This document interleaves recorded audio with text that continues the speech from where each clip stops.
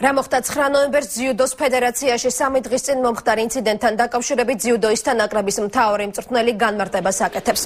ირაკლი ცირეკიძე ამტკიცებს, რომ ის რაც ბეთქილ შუკვანსა და გუჯეჯიან შორის მოხდა მხოლოდ პირადი დაპირისპირება იყო და უთანხმოებას ძიუდოს ფედერაციასთან კავშირი საერთოდ არ აქვს. როგორც უკვე გაჟღერდა, ძალიან ცუდი ფაქტი მოხდა პარასკევს. იყვნენ სპორტსმენები მოსული, რომლებიც არ იყვნენ სამსმელო ფორმაში, სავარჯიშო ფორმაში და ერთ-ერთ მსმელთან მოვიდათ ფიზიკური სიტყვიერ და ფიზიკური შელაპარაკება მოხდა, რაც ძალიან ცუდი ფაქტია. პირადული რაღაცა ქონდა, მე და ლაშა გუჯეჯიანს მაგ პირადულზე მოგვივიდა შელაპარაკება.